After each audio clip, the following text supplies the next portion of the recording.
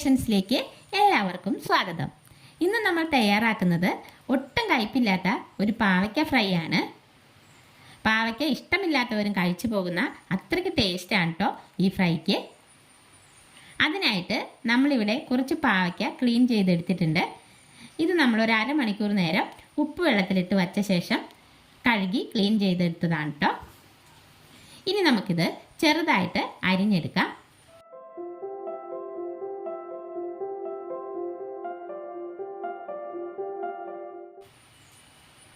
ഇതാ ഇങ്ങനെ വളരെ കനം കുറച്ചിട്ടാണ് നമ്മൾ അരിഞ്ഞെടുത്തേക്കുന്നത്. മുഴുവനും നമ്മളിവിടെ അരിഞ്ഞെടുത്തിട്ടുണ്ട്. ഇനി ഇതിലേക്ക് 1 ടീസ്പൂൺ മഞ്ഞൾപ്പൊടിയും 1 ടേബിൾ സ്പൂൺ മുളക് പൊടിയും ആവശ്യത്തിന് ഉപ്പും പിന്നെ 2 ടേബിൾ സ്പൂൺ കട്ട തൈരാണ് നമ്മളിതിലേക്ക് ചേർത്ത് കൊടുക്കുന്നത്. അത്യാവശ്യം പുളിയുള്ള തൈരാണ് കേട്ടോ. എന്നിട്ട് നമുക്കിത് കൈകൊണ്ട് നല്ലപോലെ മിക്സ് ആക്കിയെടുക്കാം. അതിനുശേഷം ഒരു അരമണിക്കൂർ നമുക്കിത് റെസ്റ്റ് ചെയ്യാൻ വയ്ക്കാം.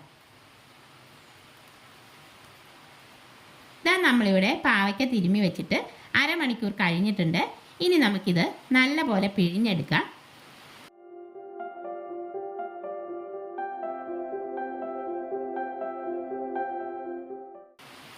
നമ്മൾ മുഴുവനും പിഴിഞ്ഞെടുത്തിട്ടുണ്ട്. ഇനി നമുക്ക് ഈ വെള്ളം ആവശ്യമില്ല. വെള്ളം കളഞ്ഞെടുത്ത ഈ പാവയ്ക്കയിലേക്ക് കുറച്ച് പച്ചമുളക് കീറിയതും ഒരു 6-7 ചുമന്നുള്ളി അരിഞ്ഞതും കൂടി ഇതിലേക്ക് ചേർത്ത് നമുക്ക് മിക്സ് ചെയ്തെടുക്കാം. വറുക്കാൻ നേരം കുറച്ച് വേപ്പില കൂടി ചേർത്ത് കൊടുക്കാം കേട്ടോ. ഇനി നമുക്കിത് ഫ്രൈ ചെയ്തെടുക്കാം. ഒരു പാൻ അടുപ്പത്ത് വെച്ച് ചൂടായി വരുമ്പോൾ നമുക്കിതിലേക്ക് 3 ടേബിൾ സ്പൂൺ വെളിച്ചെണ്ണ ഒഴിച്ചു കൊടുക്കാം. വെളിച്ചെണ്ണ ചൂടായി വരുമ്പോൾ അരിഞ്ഞു വെച്ചേക്കുന്ന പാവയ്ക്ക മുഴുവനായും ചേർത്ത് കൊടുക്കാം. 1 ടേബിൾ സ്പൂൺ വെളിച്ചെണ്ണ കൂടി ഒഴിച്ചു കൊടുക്കുന്നുണ്ട്. 2-3 തണ്ട് വേപ്പില കൂടിയിട്ട് നന്നായി ഇളക്കി ഫ്രൈ ചെയ്തെടുക്കാം. മീഡിയം ടു ഹൈ ഫ്ലെയിമിലാണ് ഇത് ഫ്രൈ ചെയ്തെടുക്കുന്നത് കേട്ടോ. നമ്മുടെ പാവയ്ക്ക ഏകദേശം ഫ്രൈ ആയി വന്നു തുടങ്ങി. ഒരു 2-3 മിനിറ്റ് കൂടി ഇളക്കിയാൽ ഇത് ഫ്രൈ ആയി കിട്ടും. തൈര് ചേർത്ത് മിക്സാക്കി വെച്ചതുകൊണ്ട് ഇതിനൊട്ടും കയ്പുണ്ടാവില്ല കേട്ടോ. ചോറിൻ്റെ കൂടെ കഴിക്കാൻ പറ്റിയ നല്ലൊരു ഫ്രൈ ആണിത്. കുട്ടികൾക്ക് ടിഫിൻ ബോക്സിലൊക്കെ കൊടുത്തുവിടാൻ പറ്റിയ നല്ലൊരു പാവയ്ക്ക ഫ്രൈ ആണ് കേട്ടോ ഇത്. എല്ലാവരും ഇതുപോലെ പാവയ്ക്ക ഫ്രൈ ചെയ്ത് നോക്കണേ. എയർ ടൈറ്റായ പാത്രത്തിൽ അടച്ചു വെച്ചാൽ നല്ല ക്രിസ്പി ആയിട്ട് ഇരിക്കുകയും ചെയ്യും. കൊച്ചു കുട്ടികൾക്കൊക്കെ കൊടുത്തുവിടാനാണെങ്കിൽ ഇതുപോലെ പച്ചമുളക് ഇടണ്ട കേട്ടോ, അല്ലാതെ ഫ്രൈ ആക്കി എടുത്താൽ മതി. നമ്മുടെ പാവയ്ക്ക ഇവിടെ നല്ല ഫ്രൈ ആയി വന്നിട്ടുണ്ട്. ഇനി ഫ്ലെയിം ഓഫ് ചെയ്യുവാണ്. ഓഫ് ചെയ്ത ശേഷം 1 മിനിറ്റ് ഒന്ന് ഇളക്കി കൊടുക്കാം.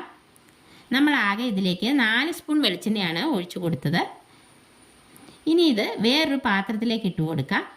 ഇതാ നോക്കിയേ, നല്ല ക്രിസ്പി ആയി വന്നിട്ടുണ്ട്. അങ്ങനെ നമ്മുടെ അടിപൊളി പാവയ്ക്ക വറുത്തത് ഇവിടെ റെഡി ആയിട്ടുണ്ട്. അപ്പോൾ ഇന്നത്തെ ഈ പാവയ്ക്ക ഫ്രൈയുടെ വീഡിയോ എല്ലാവർക്കും ഇഷ്ടപ്പെട്ടെങ്കിൽ ലൈക്ക് ചെയ്യാനും ഷെയർ ചെയ്യാനും സബ്സ്ക്രൈബ് ചെയ്യാനും മറക്കല്ലേ. അടുത്ത വീഡിയോയിൽ നമുക്ക് വീണ്ടും കാണാം.